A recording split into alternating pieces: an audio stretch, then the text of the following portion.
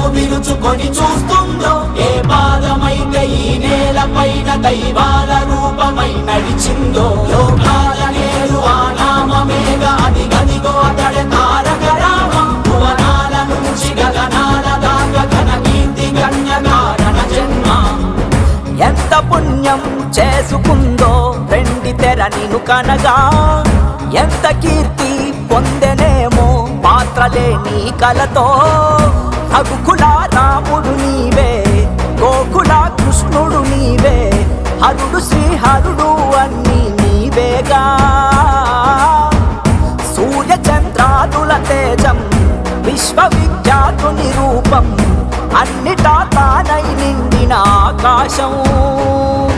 ఏ పేరు వింటే తెలుగోడి గుండె తన రొమ్ము విరుచుకొని చూస్తుందో, ఏ పాదమైతే ఈ నేలపైన దైవాల రూపమై నడిచిందో, లోకాల నేరు ఆ నామమేగా అది గదిగో అతడే తారక రామం. భువనాల నుంచి గగనాల దాకా ఘన కీర్తి గణ్య కారణ జన్మ.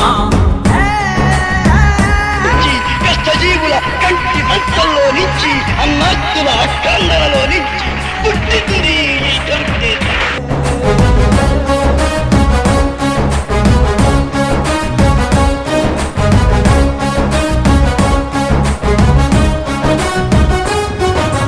వజ్రాలు వెలిసినట్టు ఆ నవ్వు వెలుగు చూడు, ఒళ్ళంత కళ్ళు చాలవే.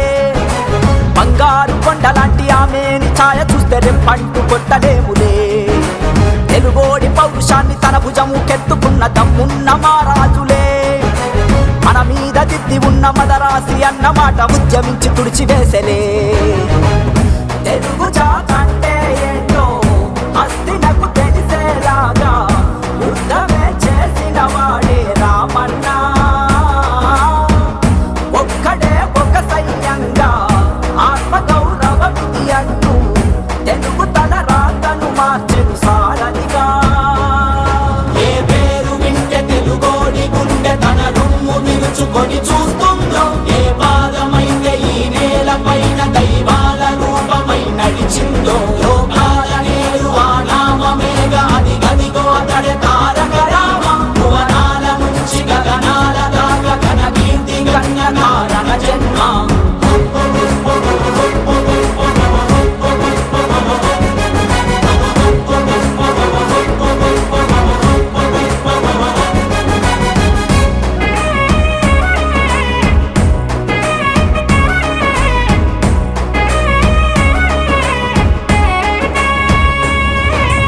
రామన్న రాజ్యమంటే ఇట్టాగే ఉంటదంటూ చేతల్లో చేసి చూపెనే. ఏదోటి ప్రాణమైన వరి పువ్వ తీపి ఏంటో తెలుగోడి నోటికిచ్చెనే. మన అన్న చెల్లి మధ్య చెరి సగము ఆస్తి అంటూ చట్టాన్ని తీసుకొచ్చనే. క్యాన్సర్తో ప్రాణమాగే ఊపిరినే ఆదుకోగా బసవతారకాన్ని తెచ్చనే. ప్రజలు తన దేవుళ్ళంటూ పలికిన వీరుడు అతనే, తెలుగు జాతంటే తారక రామన్నే.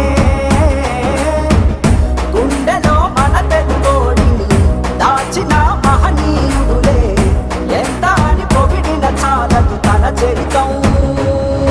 ఏ పేరు వింటే తెలుగోడి గుండె తన రొమ్ము విరుచుకొని చూస్తుందో, ఏ పాదమైతే ఈ నేలపైన దైవాల రూపమై నడిచిందో, లోకాల నేరు ఆ నామమేగా అది గదిగో అతడే తారక రామం. భువనాల నుంచి గగనాల దాకా ఘన కీర్తి గణ్య కారణ జన్మ.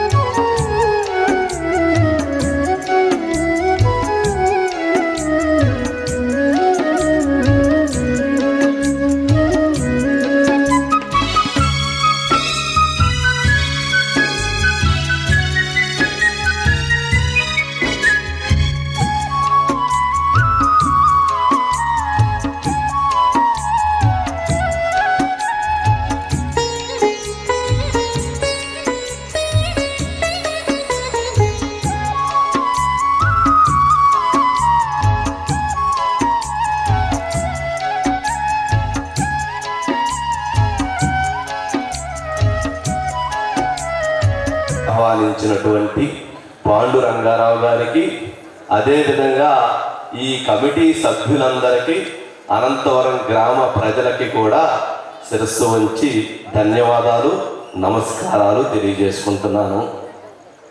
ఇక ఎన్టీఆర్ గారి కళా పరిషత్ అంటే ఈ కార్యక్రమం గురించి, ఎన్టీఆర్ గారి గురించి చెప్పాలి అంటే అది అనితర సాధ్యమైనటువంటిది.